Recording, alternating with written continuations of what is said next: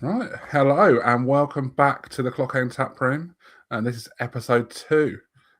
After a triumphant episode 1, we're back. Joining me, we have Nathan. How are you, mate? Yeah, good, mate. How are you? Yeah, not too bad. Yeah, so a few days after our first one, wasn't it? But yeah, back at it pretty quickly. Straight back into the battle bus. Yeah, definitely. And Fize, what about you, mate? You right? Hello, boys. All good, yeah. Cheers, Dave. Nathan, all good. All good. Happy to be back by popular demand, I understand. So yeah, it's gone pretty well, that first episode. Yeah, done better than I think any of us probably could have hoped for. So, hopefully people watch this one as well. Make sure you subscribe in and all that malarkey. I'll do it at the start rather than the end this time. But yeah, click that button down there, wherever it is, wherever you're watching or listening. Yeah, we'll go straight into a question then. Opening question of the week. Let's do this each week. Nathan, what was the first Arsenal shirt you ever bought or owned? So the first one that I can remember that comes to mind is the away shirt. I think it was 2002 to 2004. It was blue and had like black, really thin black lines on it. It was a bit of a funky one. Yeah, that was it. So let's look at this magic. Yeah, bit of a jazzy one. I don't remember it being that detailed. Like from being a kid, I just don't remember it being that detailed. But yeah, it's very, very smart design. But yeah, that's the first one that I remember. Anyway, I might have had some others, but first memory is definitely that one. Yeah, it's a pretty decent shirt, isn't it? We were defending champions with that shirt, right? Am I right? Yeah, it must have been after 2002, wasn't it? Yeah, I think so. Yeah, I think it was sort of like in between, sort of like it was. I think we were defending champions, but before the Invincibles. I think it was that sort of like little crossover. I remember Henri receiving a ball at Upton Park, receiving a ball on the half turn from probably Vieira or someone, turning and in one motion just lashing this absolute thunder something in the top bins at Upton Park with that shirt on. That's my memory of that shirt. Yeah, it's massive Henri vibes, isn't it? Yeah, I feel like every shirt we've got, like I can always almost picture just one player in it above all the others. It's weird. There's just certain players that just certain shirts just. So for me, for that one, it's Gilberto. I don't know. Really? Yeah, actually, yeah. That's it's Gilberto Silva. But yeah, you're right. There is always a player that goes with the shirt, right? Yeah, just one that sticks out as wearing it, sort of, and they've wore it better than everyone else. No, we've said that weirdly. Ashley Cole comes to mind for this one, and I couldn't tell you why. I've no idea where that's just popped from in my head. But as soon as you said Gilberto, I had Ashley Cole. No idea where that's come from. There are certain shirts, right? Yeah, definitely. There are certain shirts that go on the player. Look at yours coming up fast. There's one player for your one as well. That sticks out. So, do you want to talk about your shirt? These conversations always remind me of how old I am. But so it's the night. Look at the state of it. Jeez.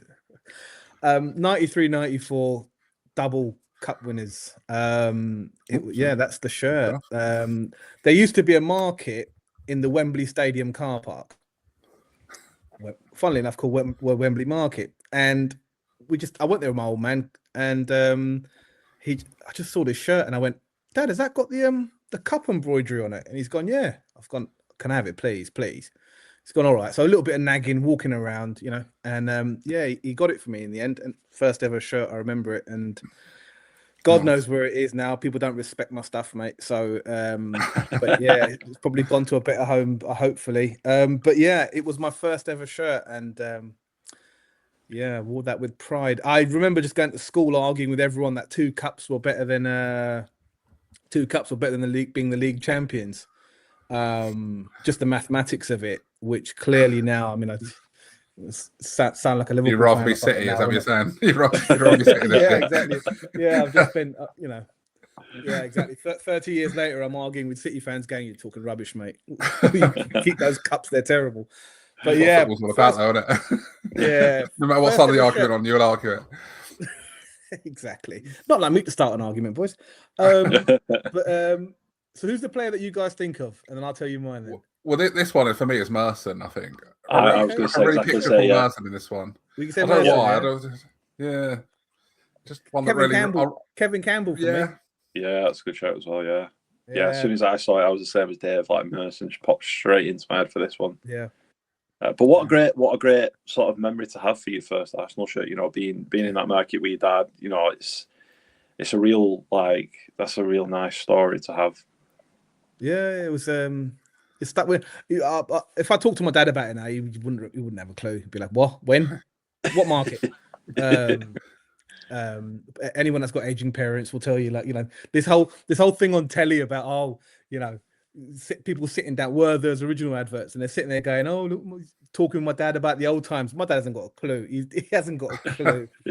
What game of yours did I watch when you were a kid? Or I don't remember doing that. So yeah, it's just. But that shirt is probably the most enduring memory of my childhood of Arsenal and all that. It was having that shirt, because I used to make the argument, as I said, and then I had the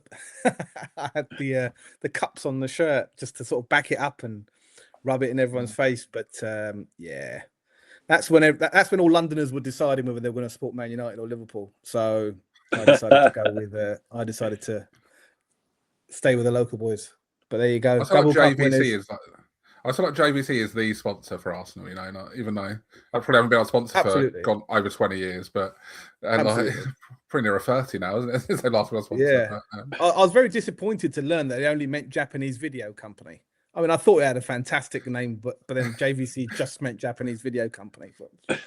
Fair enough. JVC is a bit more, a bit more mysterious. Yeah, I just thought it was something cool, but yeah. Japanese video company. It's so disappointing to find out.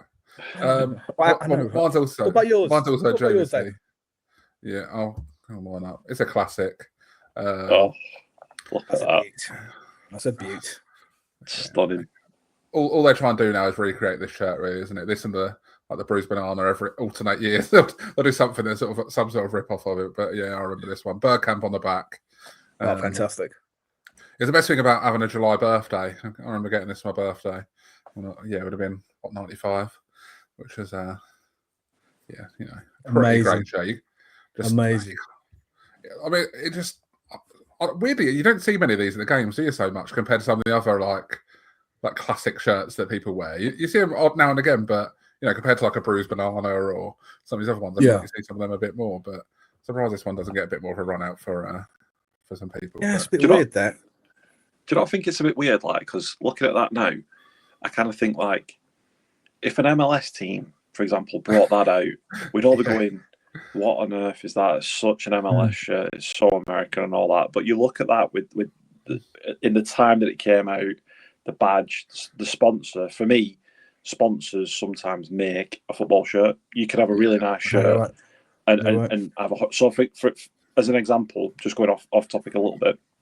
Preston North End this season. So I'm from Preston, and obviously surrounded by Preston fans. Preston North End shirt came out this season, and it was lovely, all white, a little bit of blue trim, and then they got sponsored by a local company who've blown up called Spud Bros, and the logo is bright orange, and it just ruined the shirt completely. Do you know what I mean? Man. Like it was bad, but you look at this with the sponsor of the badge, it's just a timeless classic, and like you said, Dave. They just try and rip it off as much as possible. And to be honest with you, long may it continue, because I don't think I'll ever get bored of that design ever. And the colouring as well. Colouring just marvellous. It's a classic.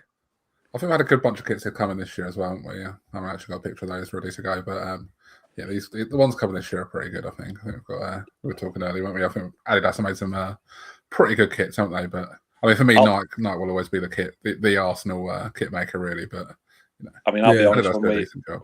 When we announced that we were moving back to Adidas, I was so happy, because I'm still a big lad now, but I was even bigger before, and Adidas fits so much better for I don't know if you guys find that, but I just find that Adidas fits so much better for me personally.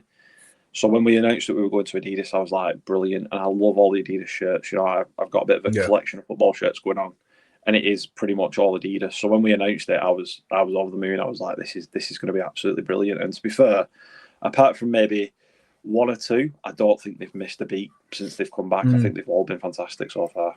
Yeah, I think they have. Yeah, they're definitely better quality, aren't they, than the Puma ones that come before, and they were a bit. God, let's not talk about Puma. They were dreadful, weren't they? Such weird material and stuff, weren't they? They were really odd. I remember them being really tight. Yeah. Yeah. There was an African team that wore that in the World Cup or something, had a really, really tight shirt. And I remember Samuel Eto'o wearing it it was sleeveless, wasn't it? And that was really tight. And it was like that on purpose, like, I don't know what it was. Maybe people can't grab your shirt or something or whatever. But I just remember thinking, yeah, but it looks crap. This is terrible. Yeah. Like, what are you doing? And then, yeah, like, oh God, it just reminds me of shirts, remind us of players. Puma reminds me of Unai, and it's just terrible. It just reminds me of like, oh God, yeah, that wasn't a good time. That wasn't a good time. The Dark Ages. It was the Dark Ages, yeah, in gold, no less, in gold. But that was Mikel Arteta's last shirt that he wore for us, right? Yeah, it must have been. It's a good show. Yeah, it was a very good show. Yeah. Right. But the less said about that, the better. Yeah, definitely. We can. We'll do a whole episode on them Puma kits at one stage, hopefully. just to slag them off for a half hour, 45 minutes, whatever. I'll book me holidays then. Yeah. Right. Let's get into the proper stuff. We're going to do some squad reviews. We are going to start with the attack because it's the most fun one, isn't it? Really. And there's a lot to talk about with them. We're gonna focus on the front three, really, the striker and the two wingers, because try and balance things out over the next 3 weeks. We'll do all the others.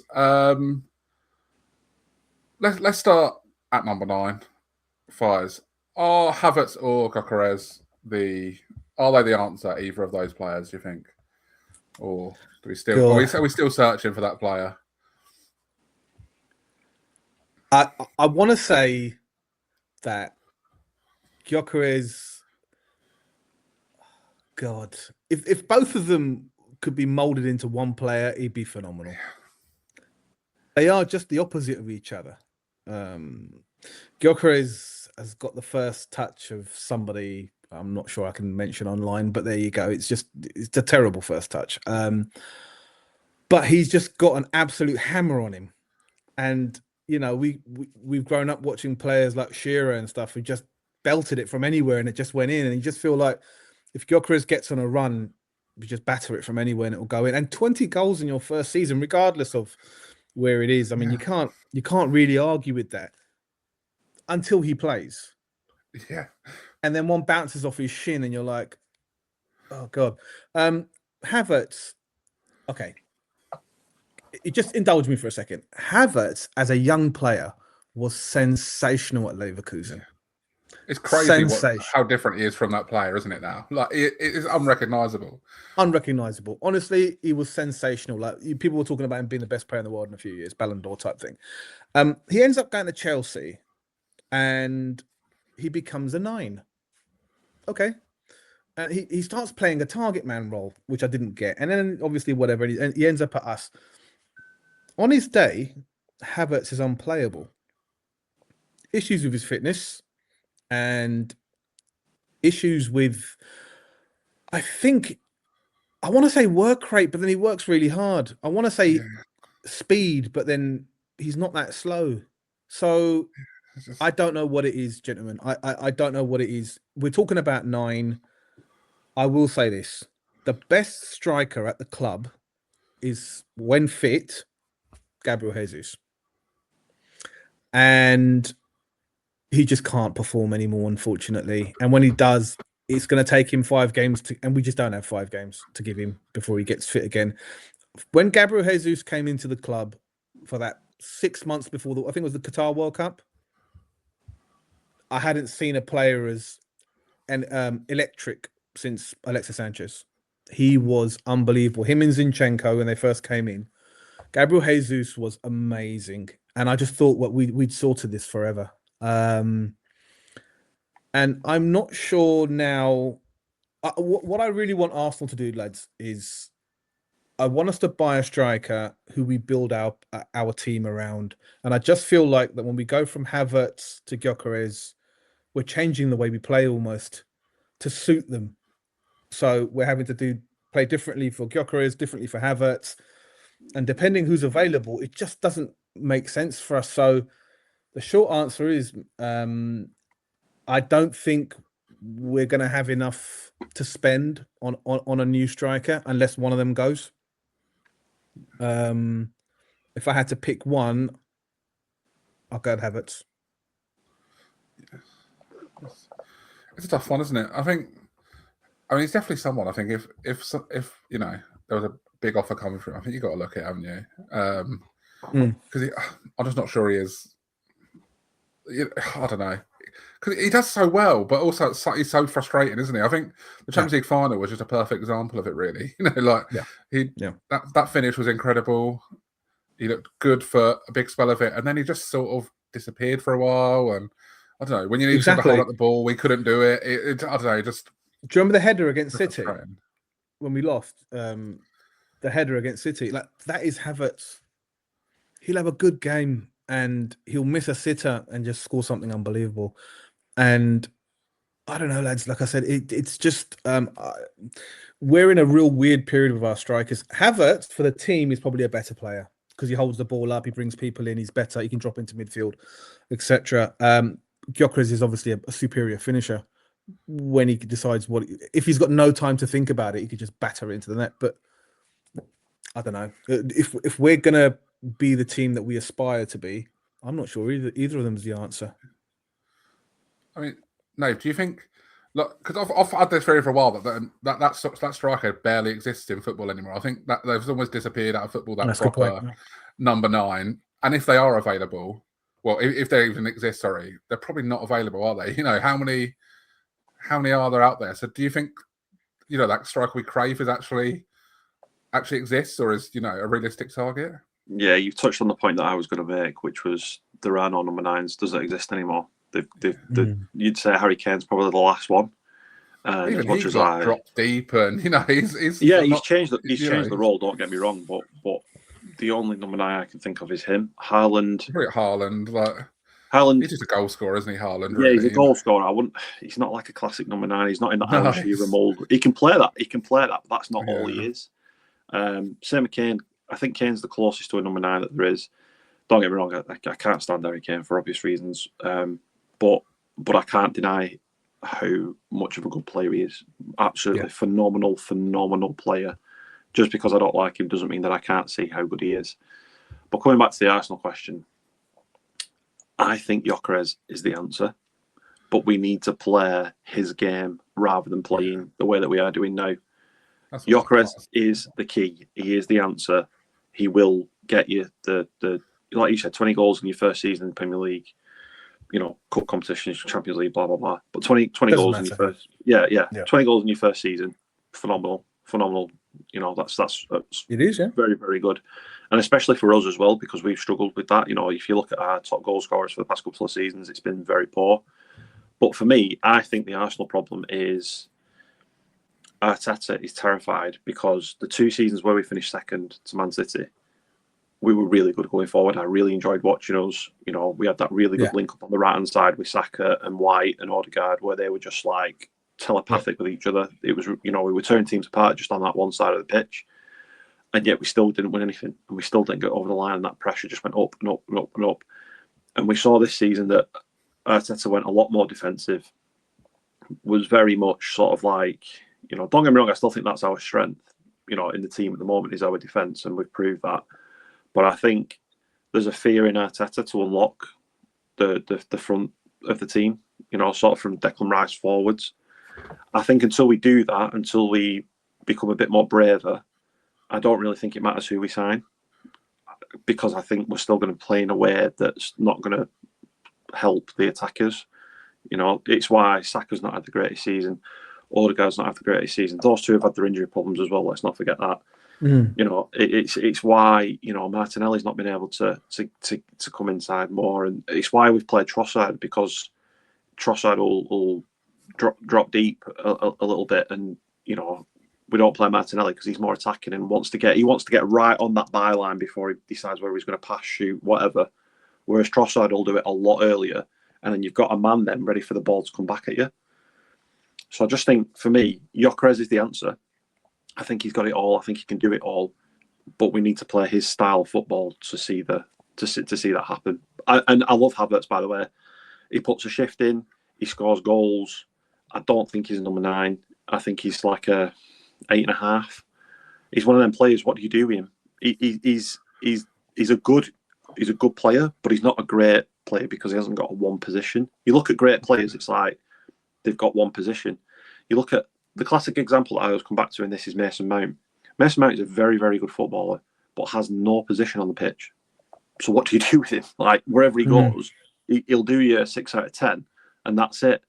Whereas someone like Saka on the right, he's going to give you a 10 out of 10, you know, or I don't know, Haaland up front for Man City will give you 10 out of 10. Do you know what I mean? Because they've got a certain position and they've mastered that role. Whereas I think Havertz is kind of a jack of all trades rather than a master. Yeah, I think that's fair. I think Nathan might have talked me into this, man. I think he's almost had me. What do you think, Dave?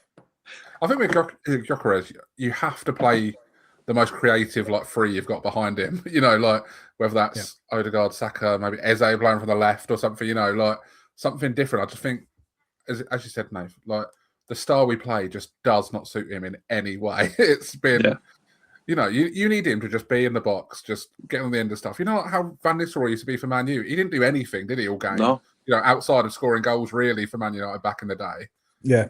But he was an animal. So many goals, it didn't matter. Yeah. Like, and I really do think that in the right setup, we could play that way. But, you know, I think in an ideal world, we would go out and find somebody to replace both of them almost. But, yeah, realistically, I just don't see it happening. Don't forget as well, when we signed Gyökeres, it was because everyone was saying Arsenal are a great team, but they've not got a number 9. Yeah. By the way, we had a period. I'd have to check back, but we had a period where we had no striker and we were winning 5-0, 6-0, 4-0, 5-1, and that was I remember it, mate. We had a mad run of games, didn't we? We were just leathering teams without a striker. Yeah, I remember it. And then it was like, right, well, you still need a striker though. Just because you've not got one doesn't mean you don't need one. So we went and got one, and then completely changed how we were playing because they were right. There were certain games that we lost because we didn't have that person in the box just to tap it in. So we went and got that player and then completely changed how we were playing. And it was like, well, do one or the other because you've just solved the problem, but then recreated a new one by changing your system. Why would you do that? It was so confusing at the time. But going back to what you were both saying about, you know, going out and getting someone, and then we've also said there is no number 9s. How do you solve that problem? You know, who do you go and get? Who's, you know, it's mad, isn't it? Yeah. Mbappe, play Marino. You know, get him out of I think. Yeah. Marino, it's his best position. he plays much better there than I think when he's in midfield. In midfield, I can't stand the bloke, but when he's at striker, I actually sort of think he does a decent job. He's like Havertz. Yeah, he is very. It's not what Nathan said about Havertz. He's just not got a position. It's just somewhere in between 6'8" and 6'10" and 9, right? It's someone to. But I tell you what though. You know we've had those players in the past where, and this is just a shout out to Mikel Merino because I have hated on him. People who check my socials will know. I've said, get him out the team. Mikel Merino won me over in that period you spoke about, Nathan, when we were just smashing teams. And I think after that, when we had no strikers, Mikel Merino won me over because it was just big goal after big goal after big goal. Not scoring many goals, but big goals he was scoring. Big goals, yeah. Yeah, Real Madrid, Newcastle away, stuff like that. Just massive goals he was scoring, and just to keep us, you know. So yeah, we've not got anywhere with this, have we? Really?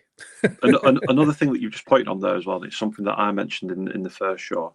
You can't quantify that. People will look at Moreno and Havertz and look at the goals scored and say, well, they're not number 9s because they've only scored 4, 5, 6 goals, whatever it was.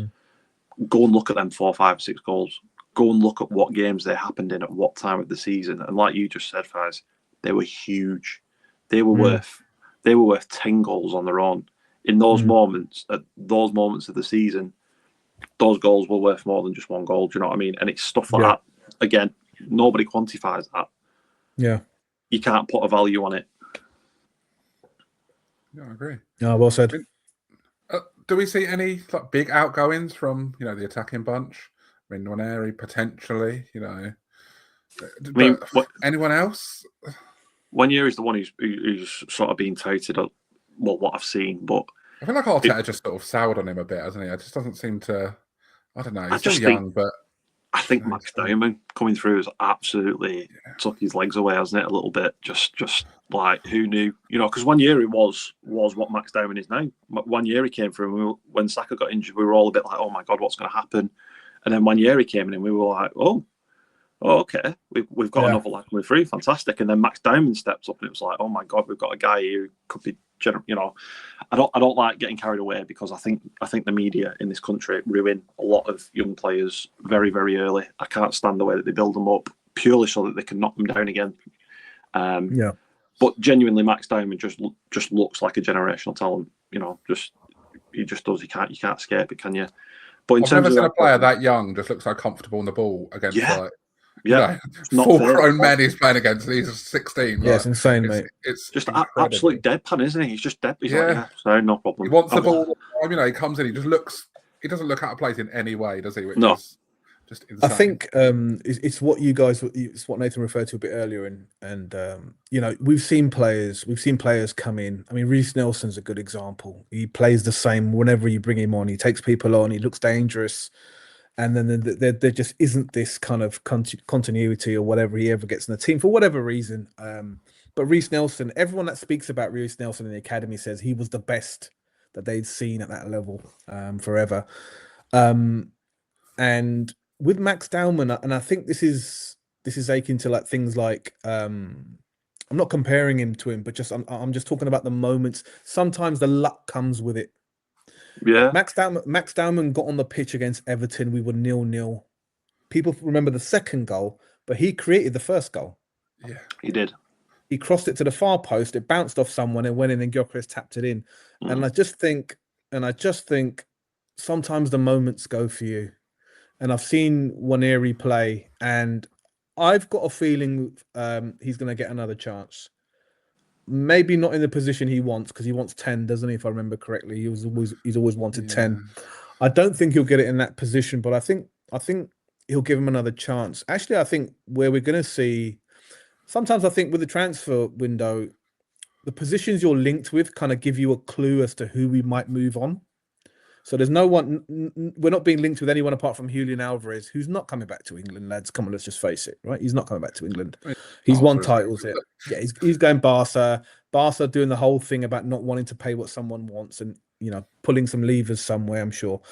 But I just think the fact that we're linked with Morgan Rogers, left side, over and over again, Morgan Rogers. Okay, it may not be Morgan Rogers, but the point is, I just think there's going to be movement on the left-hand side for us. And I think Trossard, he's won a league title. He's the champion. He can go wherever he wants now. He's in the autumn of his career. Why not? And I just think, like you mentioned a bit earlier, Dave. I think Arteta might have had enough of Martinelli now. I don't know, but I've just got the feeling that there have been moments. And some electric moments. And we know Martinelli's never been given a chance up front where we all think that he's got a role to play, perhaps. I think that's all gone now. I genuinely think there's been moments this year. Champions League final was one. There was an easy pass for him and he just smashed it ahead of, was it Eze or Madueke? And I just think that's your lot for Martinelli, as much as I like him. So I think the talk about Rodgers is on the back of that, and I think that's someone that's going to get moved on. And if that does happen, even if we don't get Rodgers, as you said, you've got Ethan coming back, and you've got Dowman, who's going to push everyone, I think, across the front four. You know, you can play anywhere. I even think people like Odegaard are under pressure from Dowman. It just depends what Max Dowman wants to do. I mean, where do we see Dowman actually playing most of his football? Because obviously, if there's one position in this team that's going to be hard to take, it's that right wing position, isn't it? You know, where he's played probably. Yeah, he's not playing for us, but yeah, exactly. So, like, where do we get most of his football next year? Is it as the Saka backup? Is it, you know, playing in the middle, or is it just, as you say, just maybe first choice or second choice backup at all those spots? I guess it's a great question. I think with his age, I think he'll be a little bit too soon. I think we might see him a little bit more. I I think he might start more games. You know, I'm thinking Carling Cup, FA Cup, maybe some league games, maybe even some Champions League games. You know, where you need that rotation throughout the season. But I think he'll be the number one go-to on the bench for me, to replace any one of those across the front three or in that number 10 role. I do think he seems to play better out on that right hand side. I think he gets a little bit more room out there and can take people on and draw the foul. But I think in time, if we can build him up a bit, you know, let nature take its course, let him grow and develop a little bit, he could develop into our long-term number 10. I mean, we have seen Saka come inside a little bit this season. You know, a couple of times he has been moved into the more central role. Is that a possibility? You know, especially if, you know, maybe his fitness isn't the best, Saka. You know, it might be easier to play that. It'd be nice to rest him once in a while. Yeah. I'd love to see him come in from the left. I'd love to see Saka come in from the left. That's a good point. You know, a lot of people have made that. Yeah, it's a great point. Just see if he can, if he can do that, and you know, as well, when he broke into the first team, it was at the wing back position, wasn't it, under Emre, where we were struggling, and that's where he broke through. And I think he showed in the Champions League final that he can help out in that department. He shouldn't, like, I don't want to see him doing that often. Don't get me wrong, but he can do that job. And I just think with the amount of times that Arteta sends Calafiori and Hincapié forward down that side, they've got free rein, haven't they? And then we saw it with Zinchenko where they go into central midfield as well. I just think having Saka on that left-hand side might just give Arteta that little bit of defensive comfortability that he craves at the moment. I think I've always liked when the attacking roles can sort of switch around a bit. You know, Saka might go out to left for a while. When I think back to some of our better attacks, you know, in the more recent times, I think of when Ramsey, Sanchez, and Özil were playing together, and they used to just rotate around between them across the front three all game long, and it must make it so much harder for the defenders to, you know, deal with, because they're always getting something different, aren't they? Where I think sometimes that's one of the biggest issues with Arteta's attacks, that I don't know, it's very easy to predict, and you know, it's very, you know, it doesn't change very much, does it? You know, no. We could pick, if there was a game tomorrow, we could pick the starting 11 if everyone was fit, couldn't we? And we could tell you exactly how we were going to play and exactly how we were going to set up, and probably tell you exactly what substitutions we'd make as well. Yeah. Do you know what I mean? So yeah, there's a lot to be said for that. And when. Yeah. Do you guys think that? Sorry, Dave. Do you guys think that one of Martinelli's endearing qualities probably has destroyed him as a forward prospect for us? Is his ability to cover his fullback? Oh yeah. And do you? That's why Arteta does like him, I think. Honestly, he plays him like a wing back, doesn't he, Arteta? And he does, yeah. Do you think though, because he has been ineffectual this year? He's done a shift, of course he has, but just a lack of output from that side of the pitch just means that everyone else is under a lot of pressure. Yeah, and I just think, you know, if we're talking about someone going there, okay, I said Waneri or Dowman or whatever. I just don't see them covering their fullback. And if he doesn't, Saka would, as Nathan said, if you play him on the left, Saka would.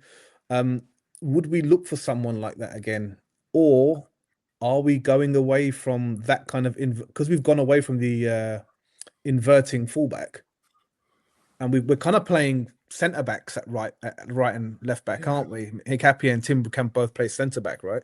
Are we then just going towards a more traditional sort of fullback situation, which then allows you to bring in a Rodgers or someone just who's more direct and at running at people? What do you guys think? I would love to see that, like a more traditional fullback again, because it's one of my big issues of Arteta tactically, the way he uses fullbacks. I think so often, like last year, the closest player to whoever the striker was like Timber, Calafiori potentially, or whoever it might be, where I'm not trying to see Odegaard or Saka in those positions. You get your best players in there. Don't get me wrong. Yeah, Calafiori and Timber are really great footballers. On the ball, they're very good as well. But they're not Saka. They're not Odegaard. They're not, the other side, we can worry about that less. But they're not even Martinelli. They're not Trossard. I think what end up being is almost like space cloggers. Like so often you'd see it and they're just no room for anyone to manoeuvre. I'd much prefer an overlapping fullback, or I think our attack just looks so much better. I think throw like a Kieran Tierney style left back in there at times, and our attack would just look better straight away. My boy. And yeah, love just I'd much rather go back to that style. And I think it makes it a lot easier on the wingers at times. And we'll move on to Morgan Rogers. You mentioned him already because he looks the most likely to come in, doesn't he? Do we see him mainly playing from the left? Because I mean, for Villa, he plays more for them. He does play from the left, but I think more of his games have come centrally for them. And if he plays for England this year, it's probably going to be in this World Cup series. It's going to be central, isn't it? But there's enough if he smoke came there, in, do you isn't think there? he's for the left-hand side? Is that where it would be? I think it's tough, isn't it? Because he's obviously a good player, but like you said, we're already talking about where is he going to play, and we've already had a conversation about Havertz about where does Havertz play. Different positions, but we're already having that conversation. He's not even in the club yet, and I'm just a bit worried on the back of us signing Eze, and I don't feel like that's worked out very well because he was very. Well, I was going to say, is it the same sort of thing? Because they're both not really got a position in our team, have they? I don't think. Exactly. Yeah, we brought Eze in. We started him out on the left. It didn't work. Like, it was obvious very, very early on that was not going to happen.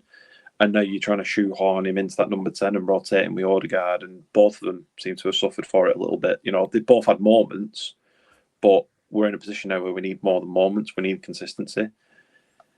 Is Morgan Rogers going to be the guy to do that? I think what you would say is, from a ball carrying point of view, I think he brings something different. I think the only real ball carrier that we've got is Declan Rice, who can really storm from one end of the pitch to the other and just completely break through that monotonous sort of low block. Declan Rice is the one who will push through with the ball carrying. And I think Morgan we saw Lewis Skelly do it a little bit at the end of the season. It's a very small sample size, so it's hard to know what he's going to be. Yeah, exactly. I saw Eze do it for Palace regularly. Yeah, exactly. Yeah, he's just not brought that with him, has he? So is the thinking that Rodgers is going to be the guy to do that? But it just feels a little bit similar. Well, a bit too similar to Eze, and I just don't. I'm not a massive Eze fan. When we signed him, I was like, I don't get it. Everyone was like, "Oh my god, what an amazing signing! You just signed Eze," and I was like, I don't know. I don't. I've never talked to him. Even when he was at Palace. Never talked to him. I think he's very likable, which helps him, doesn't he? But I think when you look back at performances, the story's brilliant. Yeah, there's been I don't know. It's not really. He's a moments man, isn't he? He'll have his moments. As some incredible goals and the hat trick against Spurs and things like that. Well, I was going to say, as our good friends in the North London area will tell us that he's had his moments against them. Do you know what I mean? But have we gone past the moments, men? Do we need more consistency, especially in that area? I think we need a bit more, and I think Morgan Rogers' ball carrying is better at this moment in time. So I'm excited. I'll make you right. But let's see. I'm an Eze fan, by the way. I like Eze. I was happy when we signed him because of how he played for Palace, but then he came and didn't play like he played for Palace. So then I was a bit neither here nor there, because he's a ball carrier for Palace. I saw Palace defending deep and then breaking, and then Eze breaking and Eze shooting. And look, just back to Rodgers, I saw him maul us when we played Villa this year. There was one game when it was we battered them when they came to our ground, but when we went to their ground, I just saw him, players bouncing off him turning, running with it.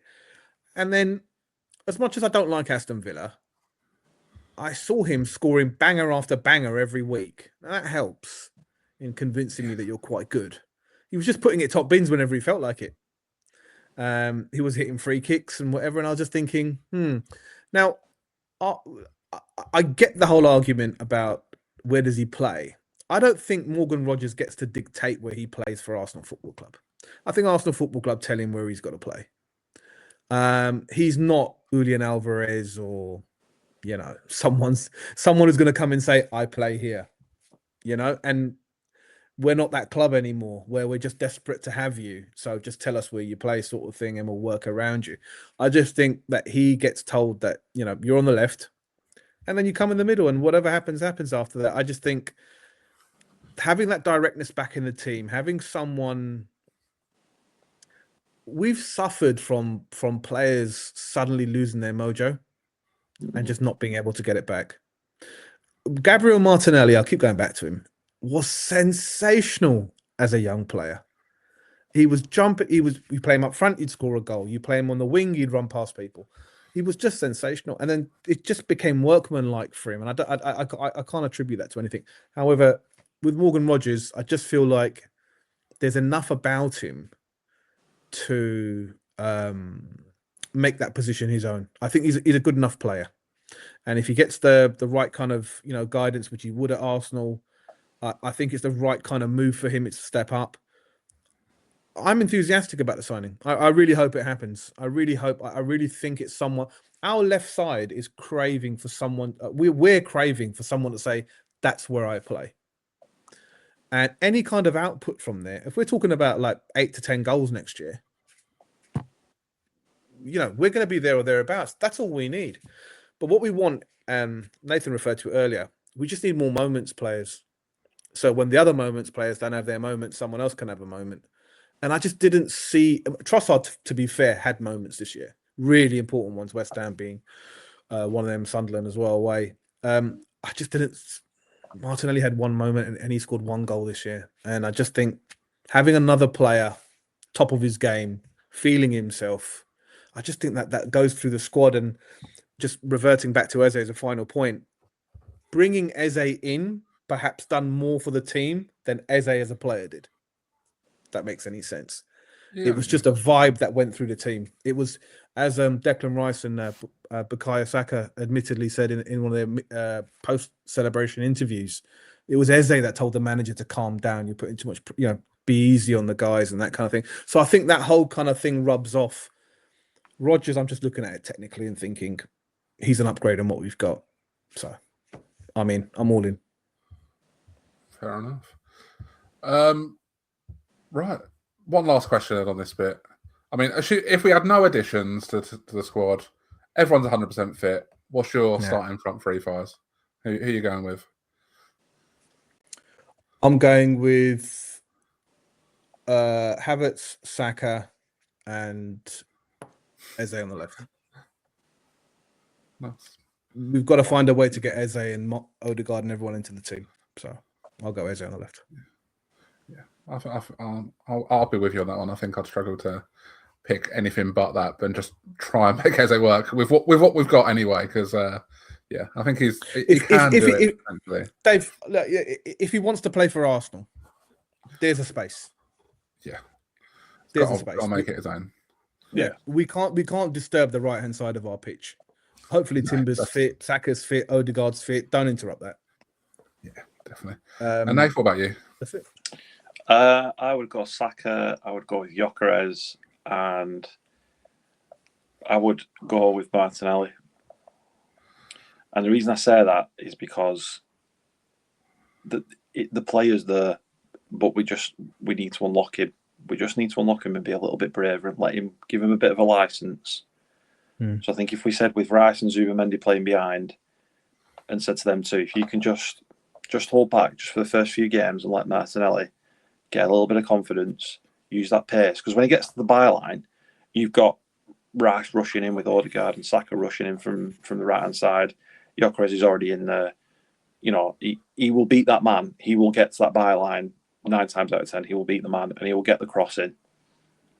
I think there could be a player there. But you're asking me if we didn't sign anyone. Yeah.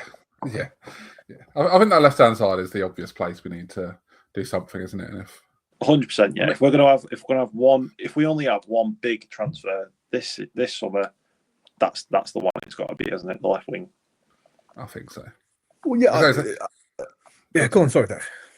I was just saying, when you look at other players that are potentially moving or have moved, like Gordon to Barcelona for that fee, I think left wingers there's not, again, a bit like we're talking about strikers. There's not many great left wingers out there that you can bring in. So you might have to get like a Morgan Rogers, not necessarily like your out and out left winger, but you can play from that side, can't you? So, and whoever's got good left wingers or spare ones, they're not selling them to us. Yeah, exactly. They're not. PSG won't sell us one of their wingers. I don't care what anyone thinks is going on. PSG are not going to say, "Here's a good player we've got. Give us hell next year." It's not going to happen. Yeah. Here's Calvert Charlie. We had him a few years ago, didn't we? Before he went to PSG, he was the one, wasn't he? I think a lot of us liked him before. Anyone who plays Football Manager knew, didn't they? Anyone who plays Football we all Manager, knew, didn't we? It's incredible how good that Football Manager scouting is, isn't it? We just get him in. We bring him into the club. Yeah, it's just Why don't we just hire those guys? What is this?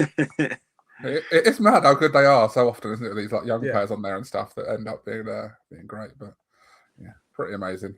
Right, well, we'll be back next week with the midfield. But for now, we're going to move on to a bit of World Cup preview. We'll just do this quick. We'll run through it. Let's look at some of the Arsenal players who are going to play at this World Cup. I mean, Spain. I think they're favourites as well, aren't they? Must be them, isn't it, over France? But we've got Raya, Marino, and Zubamendi for them. I mean, do you think any of them are coming back with a winner's medal to go to match the Premier League one? It's certainly possible, isn't it? It's certainly possible. Do you know what? Raya, for me, there was a question about whether he was going to be Spain's number one.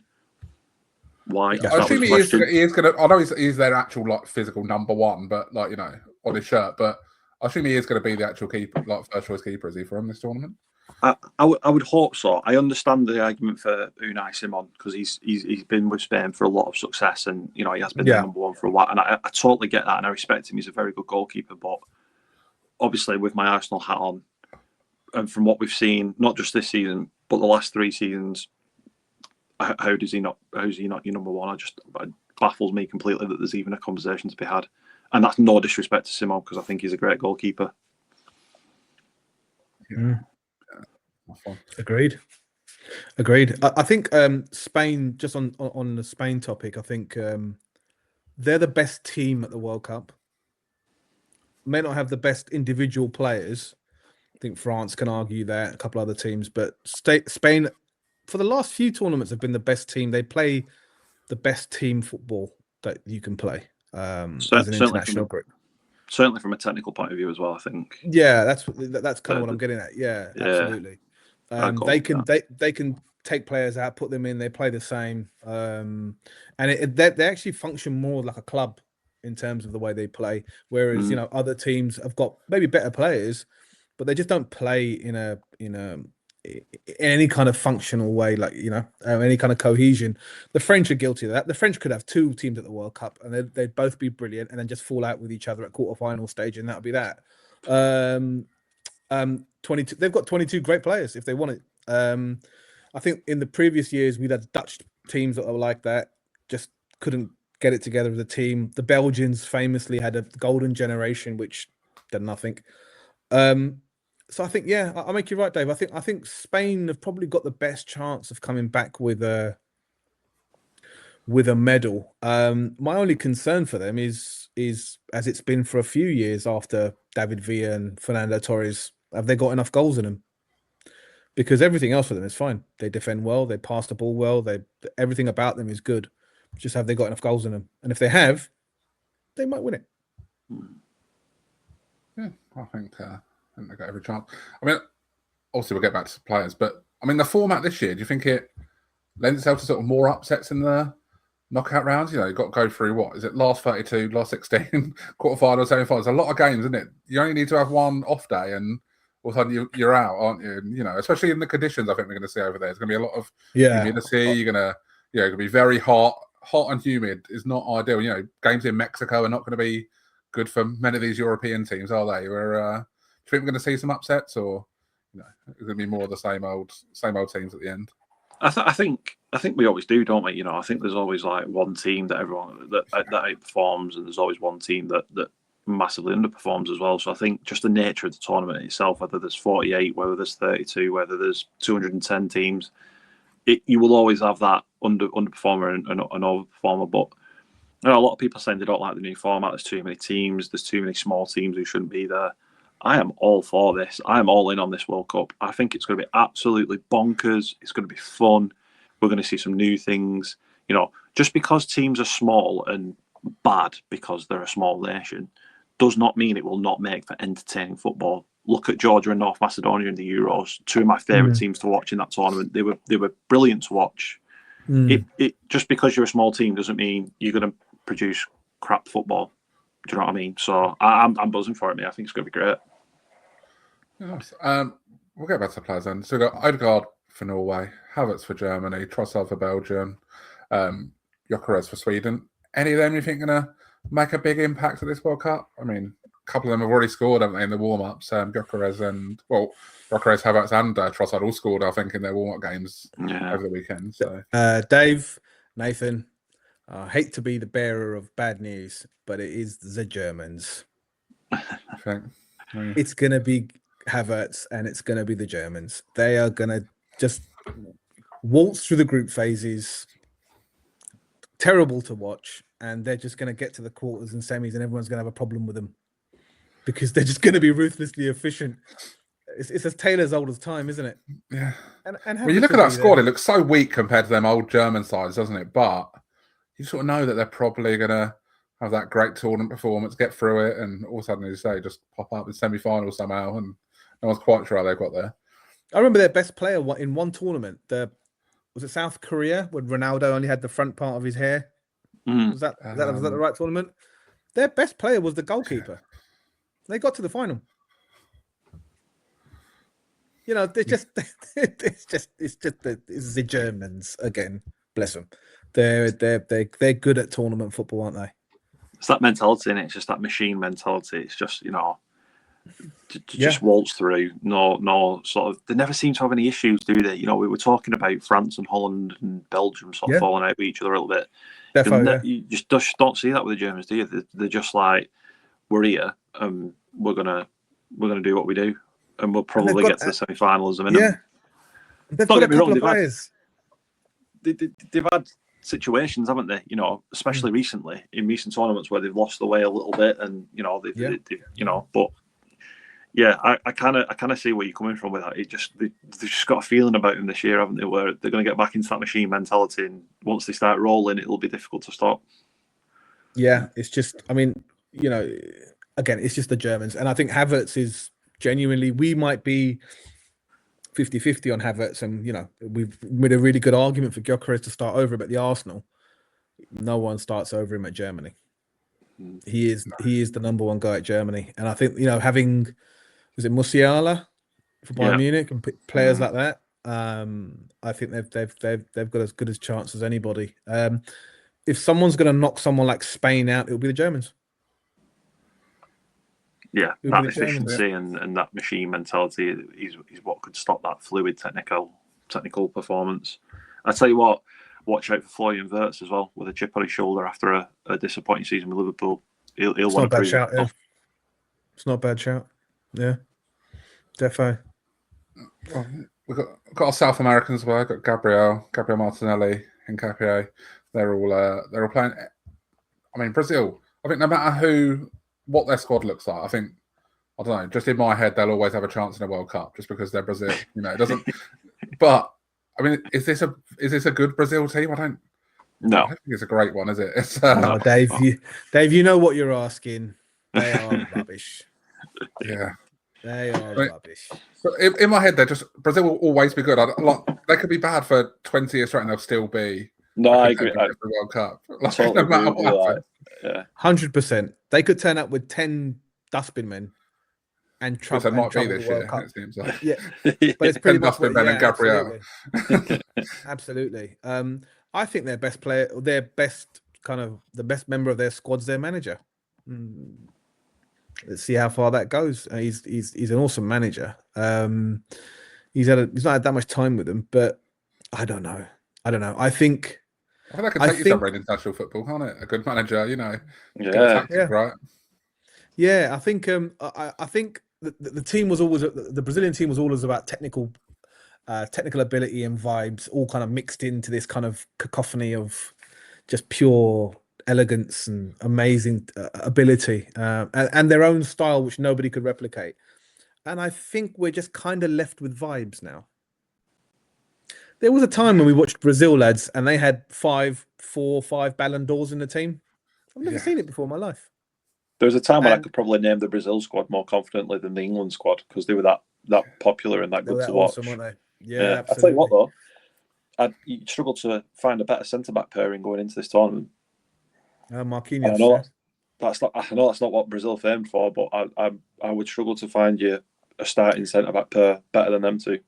But then, lads, doesn't that sum up Brazilian football? Haven't they? I think we've just Europeanized them, haven't we? Yeah, we have. Yeah. They've just come over. They come over at younger age. Brazilians never used to come over till they were like 25. And then now they come over when they're 16, 17, and that we just turned them into Europeans, haven't we? You know, keep it tight at the back, lads. You know, get your tackles in. Yeah. And it's a little bit of a, I don't know, man. There is an argument, right? People of like my generation and before, there's an argument, the whole technical level around the world's dropped now, and it's all kind of, you know, everyone's very tactical and role specific. We'll have that conversation. Isn't it really playing? You know, yeah. Do you know what I mean?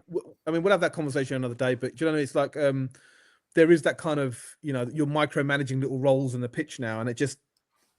And Brazilians are always going to be good at football, but I just think that's been taken out of the game a little bit. You know, the maverick, as you say, then those kind of players have all come out of the team now, because all they had to do was get 11 players on the pitch, and they would be the best team in the world. But you know, I wish we wish our lads the best, but no, they haven't got a chance in hell. I don't think so. They're still recovering from the Germans putting was it 7 past them in Brazil? Yeah. Lucky they got out alive when they did that. But yeah. I mean, we've got one more team to do then. Well, we've actually sort of technically got 2, but we'll do Timber first then. About 2 hours ago now, it was announced that he's not going to make the World Cup with this groin injury. I mean, let's just put our Arsenal hats on. You know, we don't need to, you know, pretend otherwise. I mean, this is good news for us, isn't it? You know, this is good news. Get a whole summer off. Yeah. Delighted. Yeah. Delighted. Let Timber do what he wants. I know he goes to a monastery or whatever and spend some time studying the Bible. Let him do whatever he wants and just come back ready for the new season, mate. Because Ben White's going to be a while, so please take the time off. Delighted. Anyone else want to join in? Please. Get injured and pull out. Lovely. Let's move on to England then. Eze, Madueke, Rice, Saka. Nath, do England actually have a chance in this? I mean, I think we're still third favourites, even though it feels like we're going into this a bit, I don't know, maybe not as positive as we had the last couple of tournaments, but it's largely the same team, isn't it? You know, give or take a few here or there, but, you know, it's not... I don't think a lot of the ones that have gone out are particularly, you know, massive losses for the team.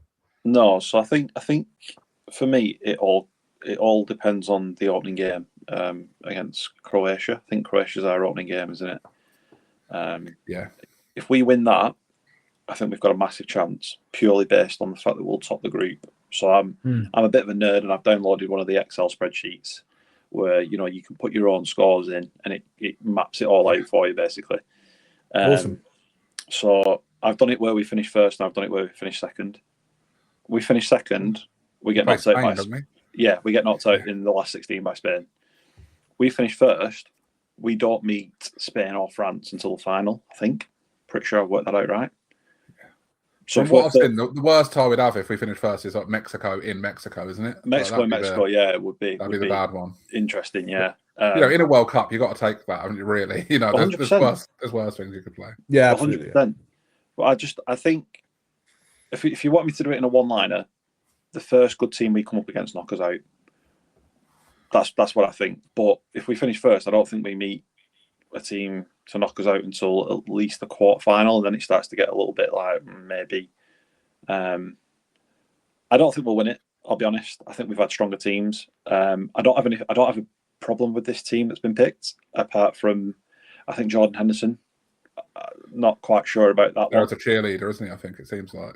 It just feels to me like if that's his role in the team, take him on the coaching staff. You know, exactly that. You know, a bit like when Beckham went. Beckham went, didn't he? Beckham just rocked up and was on the sideline for some random reason. No one really knew why. I'm more than happy for that to happen. If it saves a spot in the team, do that. Take him on the coaching staff. Do you know what I mean? And give that spot to someone, you know, like maybe Lewis Hall, I thought was a bit unlucky. Morgan Gibbs White was a little bit unlucky. You know, someone like that. Wharton as well for the position. You know, Wharton's been a bit unlucky. Honestly, I think Lewis Skelly, if he had played a few more games in midfield, would have probably had a good chance of making it.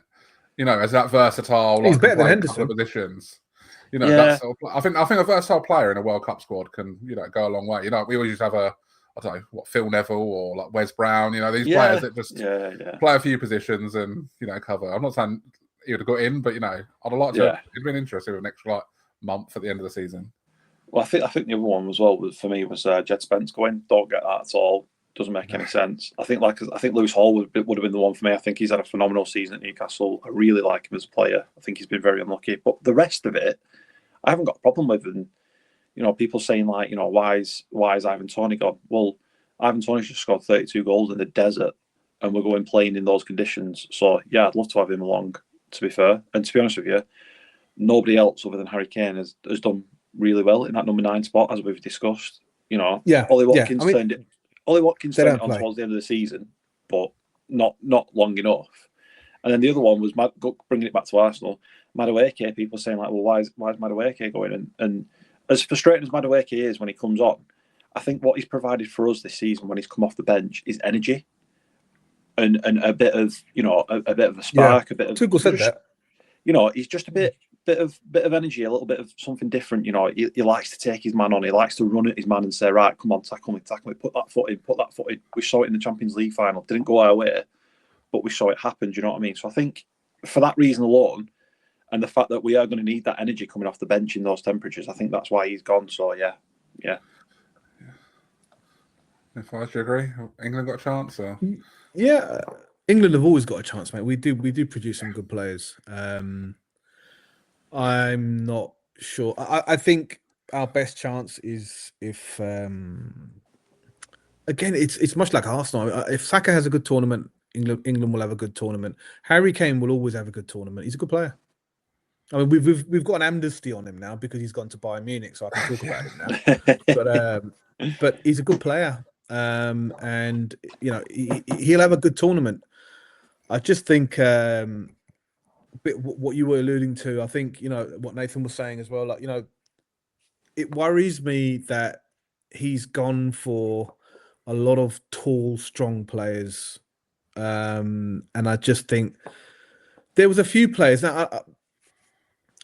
Don't get me wrong. I don't think Foden's had a good season. I don't think Cole Palmer's had a good season. Morgan Gibbs White has had a good season. I just think that you need creativity. If you're gonna take the nation's best footballers, I don't get Henderson. That's an abysmal decision. That's gonna be hung around his neck, by the way, when we get knocked out. I would have liked to have seen Wharton. I would have taken Lewis Skelly because he covers positions, as Dave said. Will England have a good tournament? Yeah, for us. Yeah, for us. Will we win it? I don't know. I don't think there's an outstanding quality out there. But if we meet Spain or France, we're just going to find our level a little bit, and it's going to be unfortunate. But if anyone shuts down Harry Kane, they probably beat England. I think the thing England have, you've got 4 players that potentially that can carry this team. You've got Rice, you've got Saka, you've got Kane, and you've got Bellingham as well. If them 4 players, he's brilliant. Brilliant. Yeah. Then I think England have a chance. But I don't think Bellingham's been out for a while, hasn't he? Not played a lot of football for him. Potentially that's a good thing for the World Cup. But Saka's not been in great form. Rice is at the end of a long season. I think the last time we saw Rice not maybe as his best run of games. He'll be in the Euros. He was still great, but for his level, he dropped off a little bit for England, I think, last time. But I think the conditions. Sorry, go on. I was just going to say the thing with Rice was they kept playing him at number 6. Yeah, Declan Rice is not a number 6. Everybody, that's not his position. He can play it and he can play it well, but he's not a number 6. So stop fucking doing it for England. Exactly. I think as well, last tournament they were playing like Trent next to him and whoever else, and he was sort of a one-man midfield for a lot of it, wasn't he? Which isn't, it's going to be hard for anyone. He had probably the hardest task in that squad in the last time round. Yeah, and I think lads, for the first time in a long time, I think England's problems aren't in the front side of the pitch. I think England aren't that good defensively. I just don't see. I don't think we've got this kind of. I think Pickford is a good goalkeeper, for us again, relatively speaking, but he's got a rick in him, and I don't think we're that good defensively. I mean, individuals, those players put together. I mean, in qualifying, we always qualify well. I just don't see them. Those aren't top quality defenders. They're good, and I just worry that under that kind of, if we have to hold on to something, or we've got to keep someone out, I just can't see us doing that.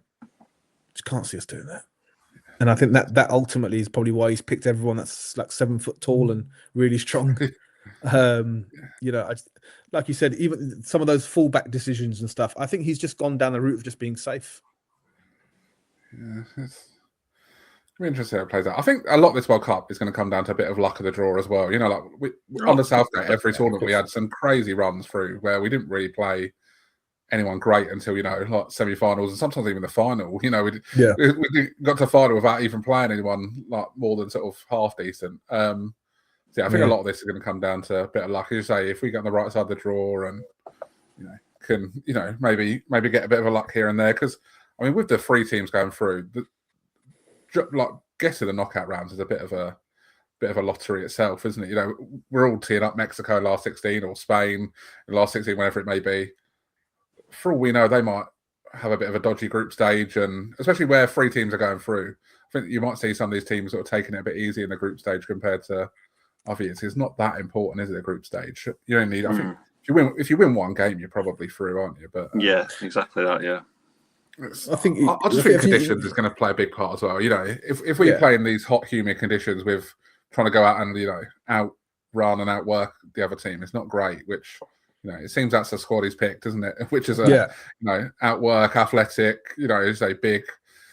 I don't know. I think we needed some more technical players, really. Like that's what I was saying. Foden, Kapama maybe just can, kill a game when it's tough. Yeah, absolutely. I just think you need those players, right? You just need someone to give someone else something to think about. We've got a massive pool of them. Why not just take them? But they haven't. To be fair, they've not had good seasons, so I don't blame him for saying I won't take them. And it's hard to argue they deserve to go, is it, on any sort of form? But I don't know. It's a tough one. It is. But as you said, it's a cup, and in a cup, anything can happen. The conditions is a great point, Dave, and I think a lot of the teams turning up who are used to those conditions. I'm not talking about like this country's hot, so therefore people are going to be better in hot conditions. Yeah. I just mean generally, the players of those teams don't play 65 intense games a season. No. And I just think they can surprise a spring a surprise or two, I beg your pardon, because I just think that, if you've got 80 minutes with them and you haven't scored, I remember England going to the South Africa World Cup, and we were just getting walked around by teams because they were just so much more fitter than we were. And some of it's just down to how much football we play. So we might find that, I think there's 10 African teams this year in the World Cup, which is a huge number. Imagine being the 11th one, not qualifying, and then all your mates say, what you lot doing this summer? And then Nigeria going, well, nothing. So I think having those kind of teams where they've played 30 games this season, some of those players, like, they could spring a surprise just because they can outwork everybody. And if they've got themselves a German manager or something, or whatever, they're very well drilled. It could happen. But no, I think lads, we're looking at sort of Spain and France and Germany, something like that. Right. Well, let's make some picks then. Let's do some quick fire ones. Fires, who's your winner then? Go on, pick one. Spain. Nice. I'll go Spain. Well, I'm going to have to pick someone else then, because I was going to go Spain. But I don't think Spain are good enough to have it as a unanimous decision, but I just think, the way they play is going to suit the conditions, suit the way it goes. I'll go Spain. Come on, let's just make it. I'll swap it in. I'll swap it. I'll swap it. I'll go Portugal. Ooh, Ronaldo to get it right. He's going to ruin it all. I think we all know that he's going to ruin it all. Forget Ronaldo and look at the rest of that team. That's all I'm saying. They're a great team, but good. I think we all know Ronaldo's going to step in and take over and ruin it for everyone. They're just going to keep passing it to him. He's going to keep missing, isn't he? Yeah. He's going to be on every free kick for some reason, blast him over like he always does. All that stuff. I think we haven't mentioned possibly the greatest player that's ever lived, is still playing in this World Cup. And he's defending champion in his kind of continent. Yeah. He plays in America, doesn't he? Lionel Messi's going to be there with Argentina. And then I think the thing about doesn't play Argentina, for Arsenal, so who cares? But you know what I mean. Yeah, I think the thing about Argentina last time they won it was the first time that they had played as a team. Going back to what you were saying before, Fize, about Germany being a team and stuff like that, and Spain being a team. It was the first time I'd seen Argentina play without playing a team of superstars. Tevez, Higuain, Di Maria, Aguero, Messi. Sensational players. Yeah. Sensational players, but they won the World Cup as a team plus one sensational player. Yeah. They could quite easily do it again. And I think Scaloni is a very underrated manager as well. I just think, So not Spain then anymore. Spain immediately. So none of us are picking Spain. I'm going England. I don't know. No, I'm going Spain. I'm going Spain. Yeah, go on. Let's have a dark horse then. I think dark horse, because I feel like every team in this tournament has been named as a dark horse so far, which sort of eliminates them as dark horses, really. But so hold on. So what would be the dark horse thing? Because if honestly, I don't even know. I wrote down dark horse on my list of questions, and I don't even know who counts a dark horse now. Anyone else? Like the 14, 5 teams, I guess. I don't know. Honestly, I don't know. Norway. Brazil. Yeah. I like Brazil as the dark horse. Imagine that Brazil is the dark horses. I think they can do what. But Italy Norway's did a good Gyokores, just Italy weren't a good team really, but they just tactically they did well, and they've been absolutely terrible since in everything, haven't they, and around it. But just that one tournament, know how to do it. I'll go Brazil. Norway though, Norway's a good shout. I feel like Norway are verging on that bit. They can't be a dark horse anymore because they've got a Netflix show coming out in a few days, like Norway Dark Horses or something like that. I did really. I honestly did not know that. I promise you, I had no idea that. No, I do really. Yeah, I feel like once you've got a Netflix documentary about you being a dark horse at the World Cup, I think maybe you're not quite a dark horse anymore. But you popped up on Netflix's benchmark exercise. You're not a dark horse. You're not a dark horse. But I think genuinely we can call Brazil a dark horse because nobody expects them to do anything. I think that's fair. I think, as you say, I said earlier, I think it was Nath who said it. Like they've got probably the best centre back pair at this tournament. That can go a long way if you can just grind your way through a tournament. Don't you? You don't need to do too much if you can keep a lot of clean sheets, do you, in this sort of thing? But that'll be interesting. Any pick for a golden boot? I mean, it's quite a tough one, isn't it? With more teams, basically the best player for the team who goes furthest, isn't it? Really, but who are we going with? I think Harry Kane will score a few. He's always out, isn't he? If we have a bit of a run, he'll probably score 5, 6, I guess. I want to say Kane. I just don't think we've got the. I think England are very much like Arsenal. I just don't see the attacking. The players are there, but I just don't see the goals. It's crazy because you could argue England might have some of the best attacking talent in it outside of probably France, I guess, and even then it's probably competitive, isn't it? Like Saka, Kane, Bellingham. That's a pretty good. That is good. There, but, that is good. That is good. As you say, England don't really play that way, do they? That you'd hope to with those players. I'll go Mbappe. That's a good shout. Yeah, that's a good shout. I think he's just selfish enough, isn't it, to be that player? Penalties, it works for him.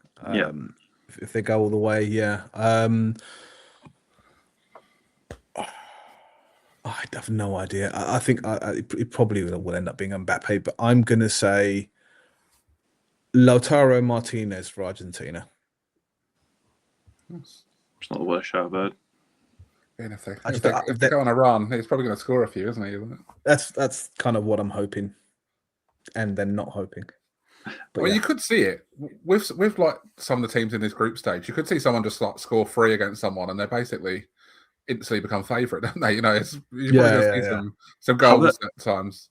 Havertz has got a shout based on group stage because Germany have got a fairly comfortable group, haven't they? So you can easily see him score 3-4 in those games. Exactly like you said. Yeah, I didn't need to do too much. I didn't even think about that. But if we actually studied the group stage, like we've not got time now, but if we looked at the groups, you'd say, right, well, I don't know, Argentina, for example, look like they've got a comfortable group. So Martinez is a great shout. Or again, Germany. It's a really good way to look at it. We're all going to be wrong, aren't we? Yeah, 100%. Yeah. Let's call it there then. We don't need to do any more. Any other World Cup shouts you want to give? Any like bold predictions or anything like that? You don't have to. I'll just throw them out if you want to give one. I think this World Cup might be shit. Yeah. I just think that there is so many stories going on about this World Cup that it might end up just. I look at the stadiums, right, and they're built for NFL, and the crowd they're all like the London Stadium on steroids. They're huge, and you're sitting miles away from stuff. And I just think that I saw a tweet the other day of the England fans refusing to do a Mexican wave, which is one of my favorite things in football. So instead of doing the Mexican wave when it comes around to them, they go, which is my favorite thing. It makes me proud to be an Englishman. But I just, I hate FIFA. I wish them nothing but, sort of like groin pain. Do you remember the '94 World Cup with Diana Ross and everything? And it was a bit of a mess. It's the first World Cup I sort of remember, but I couldn't say like loads about it. I remember, like final and things. But... So it feels to me like there's going to be lots of halftime shows and lots. I think what you're also going to see probably is lots of like rain delays and storm delays and things. So this time of year, like out there, you do a lot of these places where they're playing, especially like Florida and stuff, all around that area. Yeah. Mass shooting delays, like, storms and things like that. Like the Club World Cup, was this time last year? Was it 2 years? Was it last year? Yeah, it was. Yeah, there was a good few like rain delays and storm delays, weren't there? Was like lightning around and all that stuff. So that's just going to make things a bit disjointed. And if you get that in like the final or something, it's going to be a mess, isn't it? But but fair play to the American football fans, because there's a lot of them, lads over there and girls and guys I like who support their teams, follow their teams properly in the Premier League and European football, so they know their stuff. I mean, I don't buy this kind of thing that the Americans don't get the football. I mean, they get it. I think that's a great shout. I think that's a great shout because they get a lot of crap, don't they, for being American, and it's like, well, that's not fair. That's what I mean, like you said, they know what they're talking about. They watch the clubs. You've only got to look at the MLS. Okay, it's still not on a par with some of the best leagues in the world, but they've been around for years and years and years. It's grown so big in such a short amount of time, and those clubs have got fan bases as well. So I think that's a really good shout. I think the reason I bring that up is because they want to just use the MLS stadiums. I know you want to sell the grounds out. That's what I think about FIFA. I mean, they've got purpose-built football stadiums over there. You just really want to sell as many tickets as you can, but that's not how this sport works, And MetLife for the final was such a bad choice. Like I don't understand that. It's not a good stadium. Like well, you guys know from the NFL, right? Yeah, it's not good. Like, I don't know. There's some such better choices, Like, isn't there? There's some absolutely wonderful stadiums. Actually, they're always going to pick East Coast just for the time difference. Where it's like 5 hours on that side, but that's it. There's better choices. Like and MetLife was such a weird choice for it, I think. But... like Nathan said, they've got a whole league over there, and why not use it? I mean, it would have been any of the stadiums for the MLS. I don't think they are they? I don't think they are. Are they not? Okay. I don't think so. I think it's I guess it's all NFL stadiums, and then obviously in a couple in like Canada or Mexico, isn't it? I think basically Mexico's the proper football one, isn't it? Yeah, of course. Yeah, the Azteca, isn't it? Yeah. Yeah. But I mean, the American ones, I think they are all NFL they're stadiums. all purpose stadiums, are they? Where they can just kind of convert it and stuff and whatever. But a lot of them have like the AstroTurf pitches, or like the better than AstroTurf. You know what I mean? Like the artificial 5G turf type thing, right? Yeah, they've had to like lay these pitches. Like we saw did you rewatch the England warm-up game at all? Like, I only watched a little bit of it, but the pitch was like terrible. The lines weren't even straight on the pitch. It was mental. Like, I've never seen anything like it, like that. A World Cup game, basically. But I'll tell you what. My ending comment will be that I think the football will save the World Cup, which I don't think we've been able to say for a long time. But and that's not to say. I think it's more to do with the off-field stuff's going to be crap. I think the football will come through. I hope so. It certainly did. It certainly did in Qatar, because we were all on Qatar's back. In some cases, rightfully so. But as soon as the football started, it all died down, and I really hope that's the case this time. Yeah. So maybe it won't be shit. Until Trump rocks up at like every game and like, don't ruin it. He'll find a way to ruin it, won't he? He'll find a way to ruin it. They'll turn the cheers up, like in WWE. They'll just turn all. Everyone's cheering. Yeah. Somehow he's performing the halftime show, the final. Yeah, this is how they cheer over there, apparently. Be interesting. Anyway, right. The World Cup's for everybody, Matt. The World Cup's for everybody, even people we don't like. The football's for everybody. So definitely. Yeah. Get him in. Cheers, lads. Well, that wraps us up for today. Make sure to go out and follow us everywhere. Subscribe, all that jazz. The stuff. We're at Clock and Taproom everywhere. Follow here on YouTube. Subscribe if you're listening to the podcast. All of that stuff. You've all listened to podcasts before. You know what to do. But yeah, just make sure you do it, because I think we've got like 1,000 views, over 1,000 views on YouTube over like the last stuff, and I think we've got about 4 subscribers. So could do a change of that a bit, couldn't we? So, if we could just sort of like get those numbers a little bit more together, that'd be fantastic. Yeah, it'd be nice. Even like 10% of that, saying get to 100 pretty quick. But make sure you're following anyway. Do all that stuff. Yeah, just make sure you follow if you know what's good for you. Just get on with it. Yeah, definitely. We've got some great stuff coming out. You don't want to miss it. But yeah, make sure you follow everywhere. But other than that, we will see you next week. Looking forward to it, guys. Thank you very much.